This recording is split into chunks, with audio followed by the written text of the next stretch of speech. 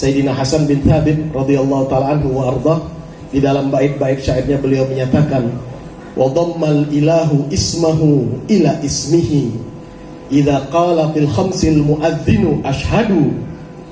Ya. Allah Subhanahu wa taala telah menyandingkan namanya dengan nama Nabi Muhammad. Tidak dipisahkan oleh Allah. Disebut nama Allah, di situ disebut nama Nabi Muhammad.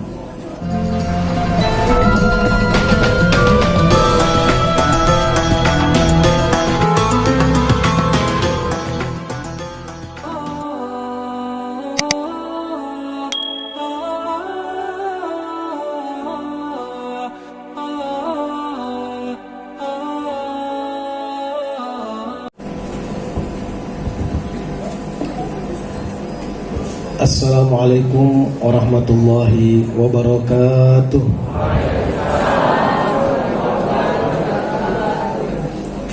Hamdan li rabbin khassana bi Muhammadin fa'anqadhana min dhulmatil jahli wad dayajiri ila nuril islamin wa ilmin wa hikmatin wa imanin wa yumnin wa khairil awamiri. Allahumma fasalli wa sallim ala sayyidina Muhammadin salatan turdika wa turdi wa tantawi biha jami'a a'mali wa niyati wa harakati wa sakanati fi wa ala alihi wa sahbihi wa sallim. Amma ba'd. Yang sama-sama kita muliakan segenap masyayikh, para guru-guru kita yang hadir pada kesempatan yang penuh keberkahan ini. Di antaranya Haji Husni Tamrin dan juga semua para sepuh, orang tua kita yang hadir, yang insya Allah dengan keberkahan mereka majelis ini juga akan semakin menambah kebaikan untuk kita. Dan terkhusus teristimewa kakanda kami, ayunda kami, alhamdulillah beliau sudah nganggep dulur,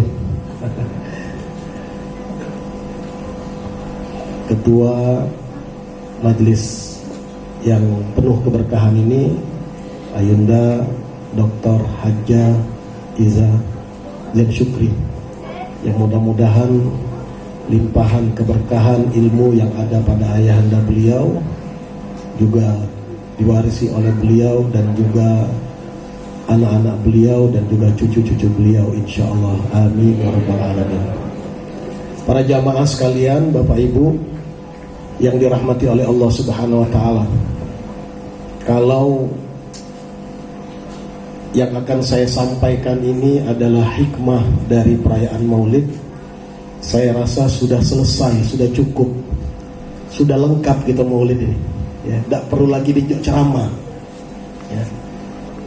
Bayangkan dari mulai kita hadir pagi tadi, hati kita sudah tergetar dengan banyak menyebut asma Allah. Hati kita sudah terpancar kerinduan kepada baginda Rasulullah, dan tidak sedikit di antara kita ketika mahalul qiyam tersentuh hatinya sampai meneteskan air mata. Subhanallah. Ini sudah cukup.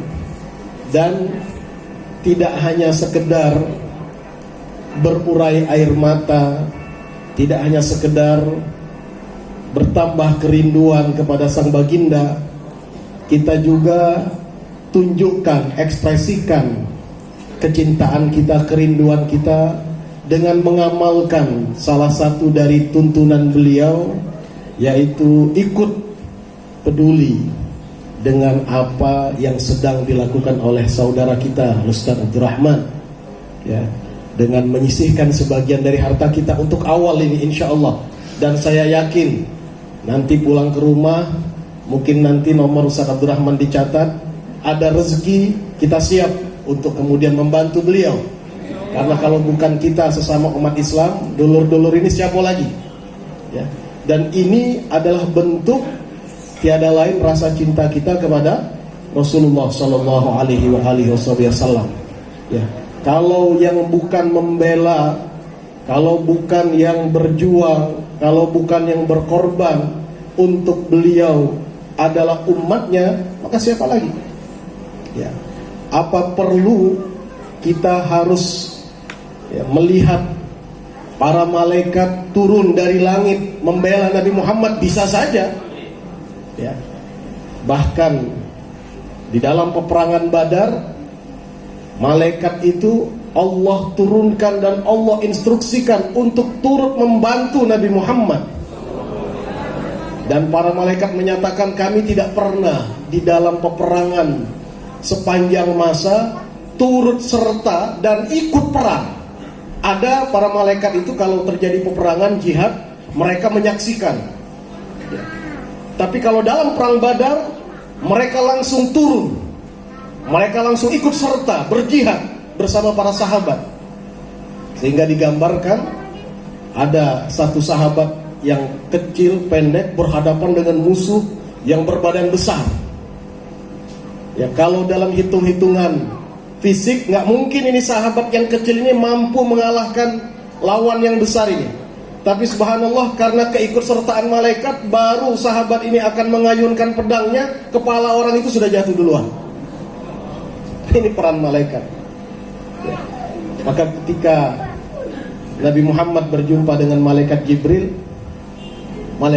bertanya kepada Rasulullah, "Ya Rasulullah, apa penghargaan dan penghormatan yang engkau berikan kepada para sahabatmu yang ikut perang Badar?"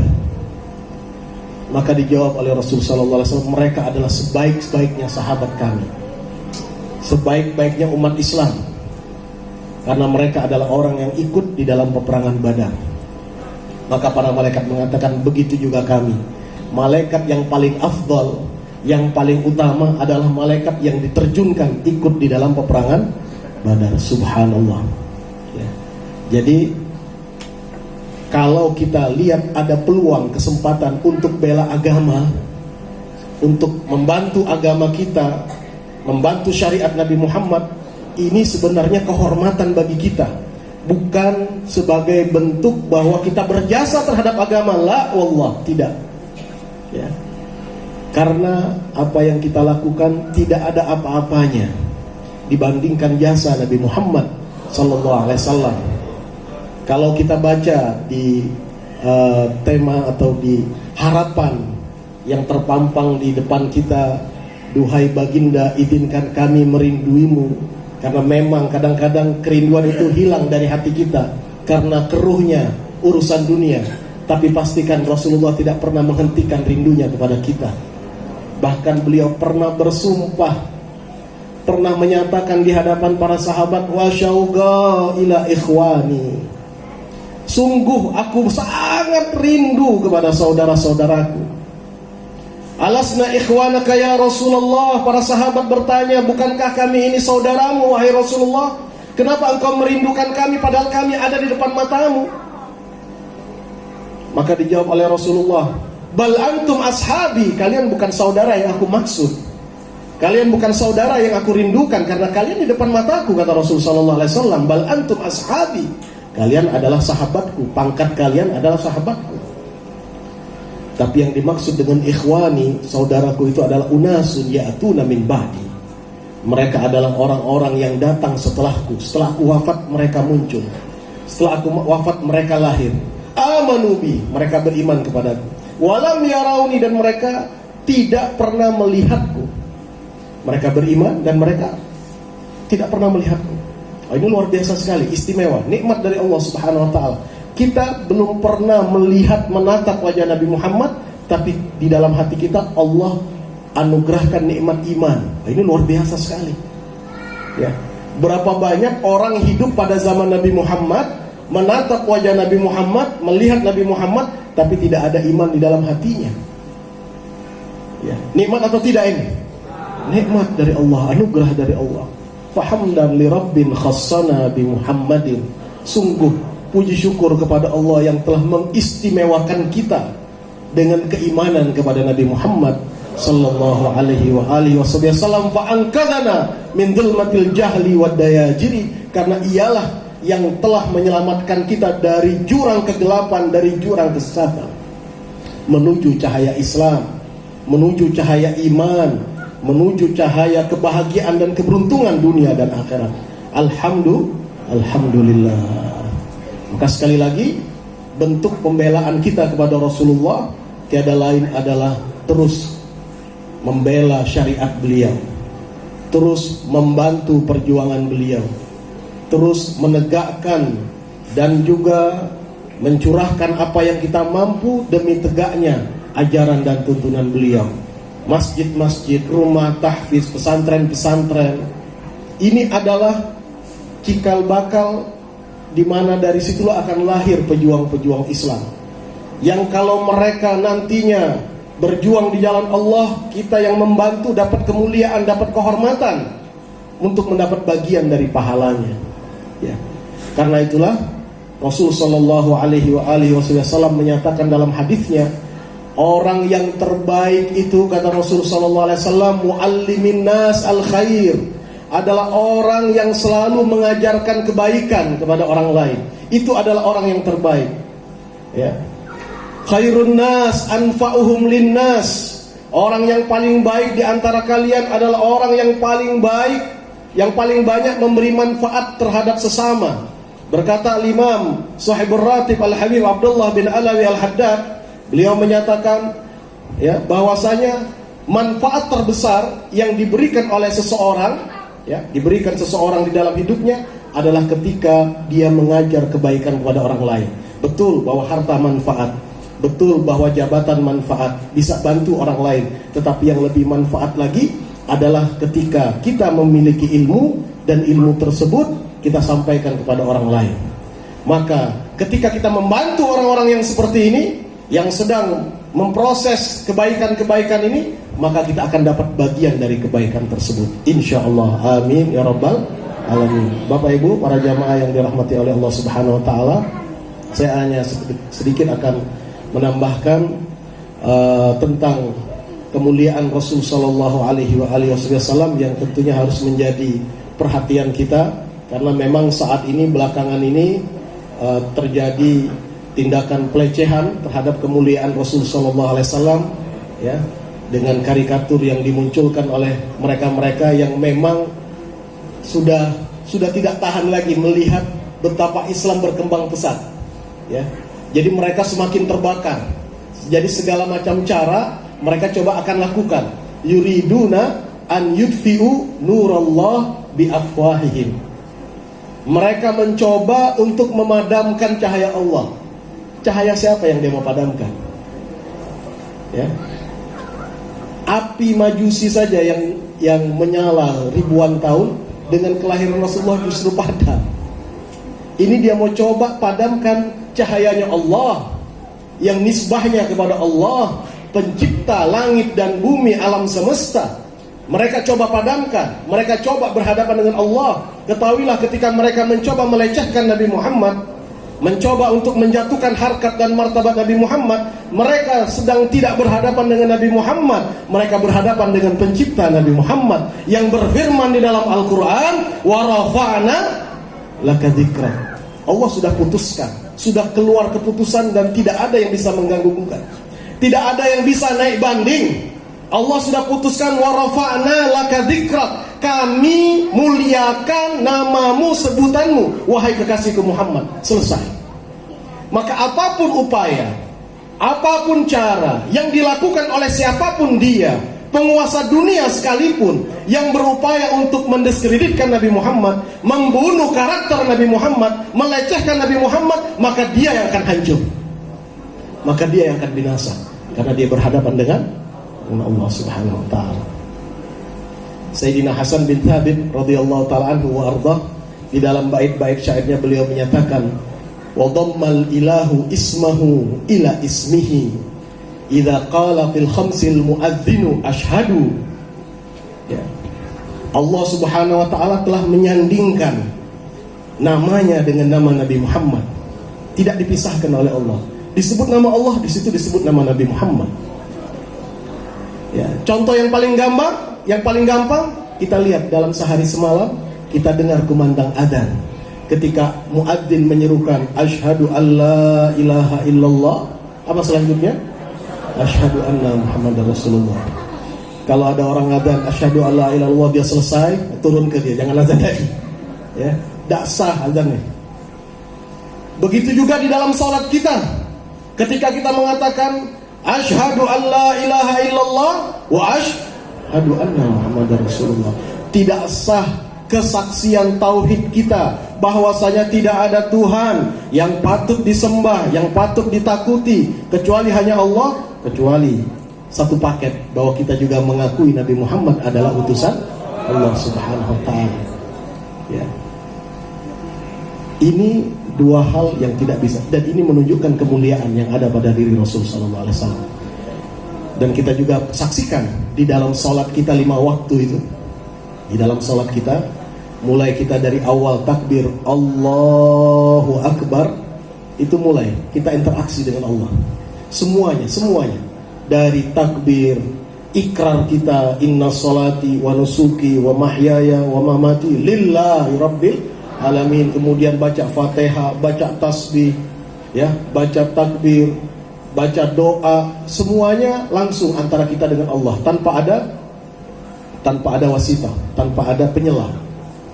Tapi di ujung sholat coba perhatikan, sebelum kita keluar dari sholat, apa yang kita lakukan? Allah perintahkan kita berinteraksi dengan Nabi Muhammad. Di dalam hukum fikih, ketika ada orang sholat, dia interaksi selain kepada Allah, batal sholatnya. Tidak boleh ada percakapan dengan sesama manusia. Ya, jadi kalau bapak sholat, lagi sholat Allahu Akbar, baca Fatihah, tiba-tiba ada yang ngetok rumah, Assalamualaikum, kita jawab Waalaikumsalam, batal sholat kita. Ya, hukumnya batal. Ya, karena ada interaksi dengan manusia, karena sholat hanya antara kita dengan, tidak boleh ada kalam, tidak boleh ada ucapan yang sifatnya dialog antara kita dengan. Tapi di penghujung sholat Allah perintahkan, harus kita ikuti. Kalau kita tidak lakukan, sholat kita tidak sah, tidak diterima oleh Allah. Mau takbirnya, mau doanya, mau ikrarnya, mau fatihahnya, semuanya yang sudah kita lakukan dari awal sampai akhir menjelang kita selesai sholat, itu semuanya tidak sah kalau kita tidak lakukan ini. Apa itu? Mengucapkan salam kepada Rasulullah, at-tahiyatul mubarakatus sholawatut thayyibatu lillah. Apa selanjutnya? Assalamu alaika ayyuhan nabiyyu wa rahmatullahi. Ini kronologisnya dari Allah kepada Nabi Muhammad, tetapi diabadikan oleh Allah di dalam salat kita dan harus kita ucapkan. Ya, tidak pakai dirubah-rubah. Tidak kita katakan assalamu alaihi, salam untuknya, tidak. Langsung saja kata Allah, kalau engkau ingin ucapkan salam kepada nabiku, langsung saja ucapkan salam kepadanya. Gunakan kata-kata ka, kata ganti orang kedua, alaika, bukan alaihi. Artinya dua arah, komunikasi dua arah antara kita dengan kata ganti orang kedua. Engkau itu ada di depan kita. Ketika kita katakan assalamu alaika, salam sejahtera untukmu, salam sejahtera untukmu. Siapa yang kita ucapkan salam? Rasulullah SAW. Beliau yang pernah bersabda, ma min muslim yusallimu alayya illa raddallahu alayya ruhi li arudda alaihi salam. Tidak ada seorang muslim pun yang mengucapkan salam kepadaku terkecuali Allah kembalikan ruhku untuk menjawab salamnya. Subhanallah. Jadi istimewa sekali. Siapa manusia ini? Luar biasa. Ya, karena itu kita baca tadi, Muhammadun basyarun la kal basyar. Nabi Muhammad manusia, tapi bukan seperti manusia biasa. Beliau laksana mutiara, laksana permata di antara batu-batuan. Ya, kita kalau beli permata satu saja dapat permata itu harganya lebih mahal dari 2 truk, mungkin 10 truk batu koral. Karena beda, sama-sama batu sebutannya. Nabi Muhammad ya sama-sama bahasanya manusia. Beliau manusia, tapi lakal basyar. Lakal basyar. Karena Allah sudah muliakan beliau. Assalamu alayka ayuhan nabi, maka beliau jawab salam kita. Artinya ada ikatan emosional antara kita dengan Rasulullah. Diajarkan oleh Allah. Nggak boleh putus umat Islam. Dengan ibadah yang dia lakukan, tidak boleh dia mengatakan saya sudah terbaik. Saya tidak mau berterima kasih kepada Nabi Muhammad, saya tidak kenal Nabi. Nggak bisa. Ya. Belum lagi selanjutnya setelah syahadat, apa yang kita baca? Salawat kepada Nabi Muhammad. Nabi Muhammad. Allahumma salli ala Sayyidina Muhammad abdika wa nabiyika wa rasulika an-nabil ummi wa alihi wa ashabi wa azwaji wa dzurriyyati kama sallaita ala Ibrahim wa ali Ibrahim, dan seterusnya dan seterusnya. Ini salawat. Ya. Jadi luar biasa sekali. Jadi cukup ini sebenarnya sebagai satu gambaran kepada kita untuk menanamkan dalam hati kita ta'zim kepada Rasulullah. Ya. Ada sebagian orang mengatakan, oh nggak boleh berlebih-lebihan kepada Nabi Muhammad, mengkultus individukan Nabi Muhammad. Siapa yang mengkultus individukan? Sebodoh-bodohnya umat Islam, tidak ada yang mempertuhankan Nabi Muhammad. Tidak ada. Kita menyelenggarakan maulid karena kita mengagungkan Nabi Muhammad, karena Allah yang perintahkan kita untuk mengagungkan beliau. Tidak ada kita mendewa-dewakan beliau. Jangan adakan maulid nanti seperti nanti yang dilakukan oleh orang-orang Nasrani kepada Nabi Isa. Ini kias-kias himari, kias keledai. Ya. Tahu Bapak Ibu kias keledai? Keledai itu pernah disuruh bawa bawa kapuk, ya. Maaf, bukan bawa kapuk, bawa garam oleh majikannya, oleh tuannya. Ya. Disuruh bawa ke kampung sebelah. Ya. Kampung itu dibelah oleh sungai. Dia harus lewat memutar.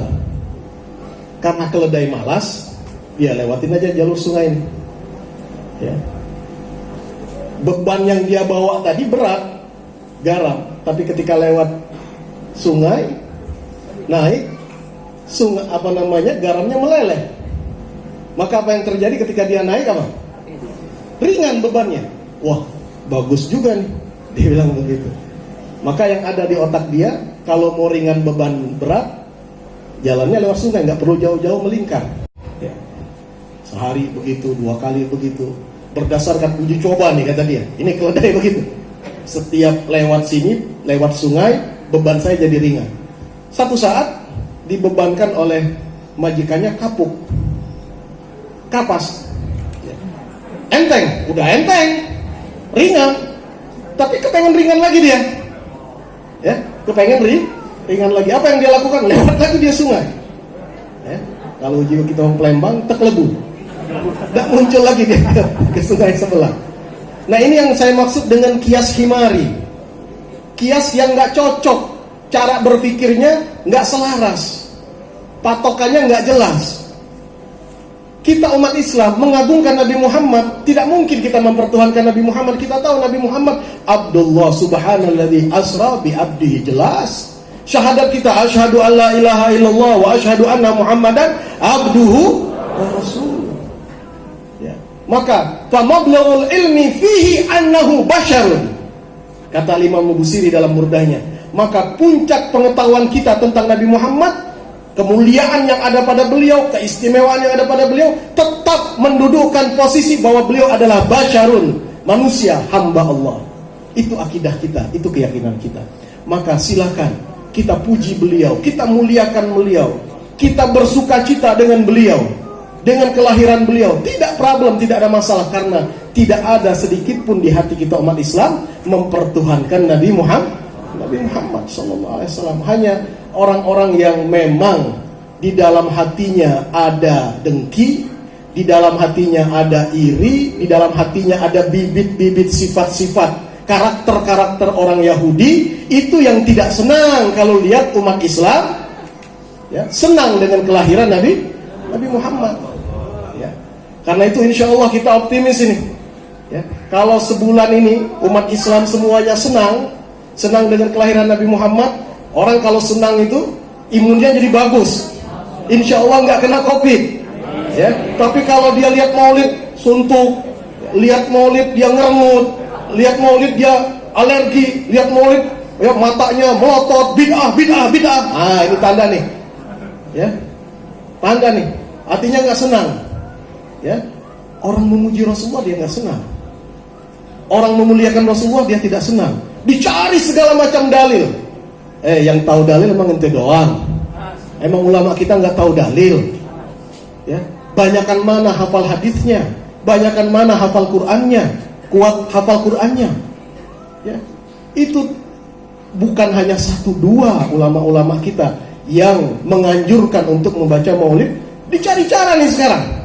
Ini saya pesan betul ini kepada anak-anak muda yang hobi mengakses YouTube, ya, yang hobi mengakses Google, dikit-dikit lihat bid'ah, dikit-dikit lihat bid'ah. La ilaha illallah, ini musibah ini. Musibah besar yang seperti ini. Ya. Gurunya Google, ya, gurunya YouTube, langsung dia telan bulat-bulat, ya. Tinggal ini majelis-majelis seperti ini tinggal. Padahal majelis-majelis seperti ini yang langsung musyafahah, langsung dari guru ke guru.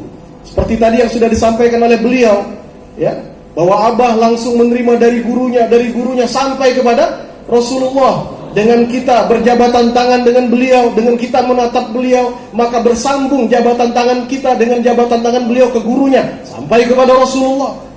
Dengan pandangan kita menatap pandangan beliau, menatap kepada wajah beliau, beliau pun menatap ke guru beliau sampai kepada Rasulullah. Hadal ilm. Ini ilmu sejati. Ini ilmu yang hakiki. Bukan ilmu hanya sekedar memindahkan dari YouTube, dari internet, copy paste, ini itu dan langsung berani kemudian menyalahkan orang lain. Ya. Karena itulah ketika kita menyikapi, akan terlihat sikap kita bahwa kita ini punya ilmu yang benar atau tidak, ilmu kita ini sejalan dengan tuntunan Rasulullah atau tidak, ya.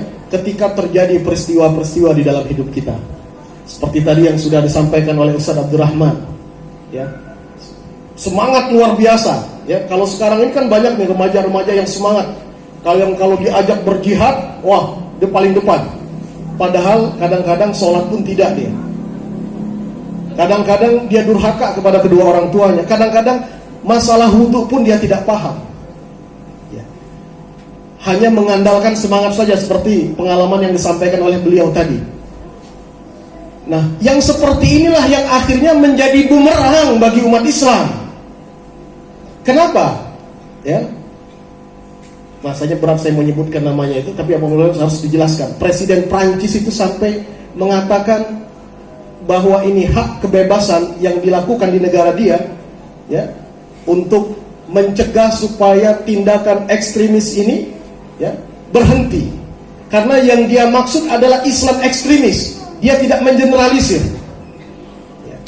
Karena memang yang diciptakan, yang dimunculkan, ya, akhir-akhir ini tentang umat Islam yang diangkat oleh media adalah tindakan ekstremisnya. Itu yang muncul. Hilang sifat akhlaknya Rasulullah, ya. Kalah, tidak muncul, tidak diangkat. Yang ada adalah pengeboman. Yang ada kalau silang pendapat, berbeda paham, langsung mengkafirkan, langsung membid'ahkan. Nah, kalau sudah seperti itu, menghalalkan darah. Nah, yang seperti inilah yang akhirnya menjadi cerminan umum dari umat Islam. Nah, kita yang hadir majelis seperti ini, ya, yang ada kerinduan kepada Rasulullah, yang ingin mengamalkan sunnah-sunnah Rasulullah, tenggelam. Dan itu yang kemudian diangkat oleh media-media barat. Dan itulah yang kemudian akhirnya menjadi gambar, ya, menjadi bingkai tentang umat Islam zaman sekarang, ya. Maka kita pun juga harus hati-hati menyikapi hal-hal yang seperti ini, ya. Tidak cukup hanya dengan demo saja, tidak cukup hanya dengan memboikot saja. Bolehlah itu dilakukan sebagai shock terapi, tapi itu bukan solusi utamanya. Solusi utamanya sesungguhnya adalah kita kembali secara betul-betul kembali kepada menerjemahkan akhlak Rasulullah dalam kehidupan kita. Itu yang paling utama. Itu yang paling harus kita kedepankan. Ketika di barat sana mereka melihat Islam diidentikan dengan kekerasan, maka kita harus membuktikan bahwa itu bukan Islam yang mereka pahami, berbeda dengan realitanya. Nah, ini tugas kita kesemuanya. Dan kita tidak usah khawatir, Nabi Muhammad tidak akan hina dengan hinaan mereka, Nabi Muhammad tidak akan rendah dengan pelecehan mereka. Tunggu saja, dalam 1-2 bulan ke depan kita akan dengar kabar gembira, akan banyak orang masuk Islam afwaja. Ya. Tahun 2012 saya berjumpa dengan salah seorang imam yang tugas mengimami masjid di Jerman. Beliau cerita kepada saya, Ustaz, orang Muslim. Dia bilang setelah kejadian Denmark, ya, di mana ada pelecehan terhadap Rasul Sallallahu Alaihi Wasallam, ya, itu Eropa bergejolak. Ya, mereka jadi tanda tanya. Siapa ini Muhammad ini yang ketika dia disudutkan, orangnya sudah meninggal 1400 tahun yang lalu, tapi masih dibela sampai sekarang. Sehingga akhirnya mereka mencari tahu. Karena orang Barat itu kan terkenal dengan objektivitasnya, bukan seperti kita yang ada di Nusantara ini, yang ada di Indonesia ini, yang mudah terbawa oleh opini, ya, mudah dibawa dengan berita-berita yang palsu, yang bohong. Kalau mereka cari kebenarannya, dan akhir dari cari berita kebenaran itu berbondong-bondong. Setiap hari Jumat, kata beliau bersaksi bahwa banyak yang masuk Islam, bersyahadat di masjid-masjid yang ada di Jerman itu, kata beliau. Ya. Jadi ini kita tinggal tunggu hari saja. Ya. Apa yang mereka lakukan tidak ubahnya sama seperti mengencingi muka sendiri. Ya. Bukan meludahi muka, mengencingi muka sendiri. Ya. Mereka menghina Nabi Muhammad, maka hinaan mereka tidak akan sedikit pun menjatuhkan nama Nabi Muhammad SAW. Yang jadi problem dan jadi masalah, pertanyaan besarnya, akankah kita ikut berperan mencoreng Nabi Muhammad, mencoreng nama Nabi Muhammad dengan akhlak dan perilaku kita? Itu pertanyaan besar. Ya. Dalam perdagangan kita, dalam pergaulan kita, dalam rumah tangga kita, jangan orang mencap Nabi Muhammad buruk karena sikap dan perilaku kita. Ya. Itu yang harus kita kemudian bertanggung jawab besar. Karena kita umat Nabi Muhammad, kita membawa nama Nabi Muhammad, ya. Karena di dalam kita ada cahaya Nabi Muhammad. Ini yang harus kita tampilkan. Dan majelis-majelis seperti ini adalah majelis-majelis yang akan melahirkan cahaya-cahaya di dalam hati kita. Apalagi guru kita, walaupun beliau sudah berada di alam sana, tetapi perhatian beliau, ya, para aulia Allah, ya, kalau mereka di dunia, ruang gerak mereka terbatas dengan jasad mereka. Tapi ketika mereka sudah berada di alam barzah, itu sudah tidak ada jasad lagi. Jadi jangan dipikir para wali-wali itu mati seperti matinya orang biasa. Tidak. Syuhadaullah fil ard. Mereka adalah orang-orang yang mati syahid karena cintanya kepada Allah Subhanahu wa taala. Ya. Jadi mereka, ruh mereka bebas melihat, memandang majelis-majelisnya, memandang murid-muridnya. Dan saya yakin betul kita semua yang ada di sini, yang murid-muridnya, ketika ada mengalami problem dan masalah, tidak jarang dihadirkan di dalam mimpi, berjumpa dengan beliau. Ini tanda bahwa berguru dengan para wali-wali Allah seperti ini adalah berguru yang akan menyampaikan kita kepada Allah Subhanahu wa taala. Bapak Ibu, para jamaah yang dirahmati oleh Allah Subhanahu wa taala, rasanya saya tidak perlu berpanjang lebar lagi karena waktu juga sudah terbatas. Mudah-mudahan kita kesemuanya mendapatkan keberkahan dari Maulidun Nabi Sallallahu Alaihi Wasallam, mendapatkan keberkahan dari guru kita, guru mulia kita, dan juga mendapat keberkahan dari para masyayikh yang hadir pada kesempatan yang penuh keberkahan ini. Insya Allah harapan kita supaya kita diizinkan untuk merindui Rasul Sallallahu Alaihi Wasallam, diizinkan oleh Rasulullah, mohon kepada Rasul Sallallahu Alaihi Wasallam untuk bisa berkumpul dengan beliau. Insya Allah kita diizinkan untuk berkumpul dengan beliau nanti di hari kiamat. Amin ya Rabbal Alamin. Ini saja yang bisa saya sampaikan. Mohon maaf atas segala kehilafan dan kekurangan dan juga kelancangan di majelis ini, karena saya lihat banyak orang tua, banyak para alim ulama, banyak orang yang lebih mengerti dari kami. Kalau ada hal-hal yang kurang berkenan, mohon maaf, dan juga mohon kiranya dimaklumi dengan segala keterbatasan yang ada pada kami. Dan kami juga mohon didoakan, mudah-mudahan kami dan juga seluruh para umat Islam yang ada, kita kesemuanya diberikan oleh Allah Subhanahu wa taala kekuatan, hidayah dan taufik, sehingga insya Allah kita dapat menjaga nama baik Nabi Muhammad SAW, menjaga Islam dan iman sampai akhir hayat kita, dan diwafatkan dalam keadaan husnul khatimah, setelah panjang umur dalam keadaan taat kepada Allah. Demikian yang bisa kami sampaikan. Wabillahi taufiq wal hidayah. Walakum minkum jami'an. Wassalamualaikum warahmatullahi wabarakatuh. Waalaikumsalam warahmatullahi wabarakatuh.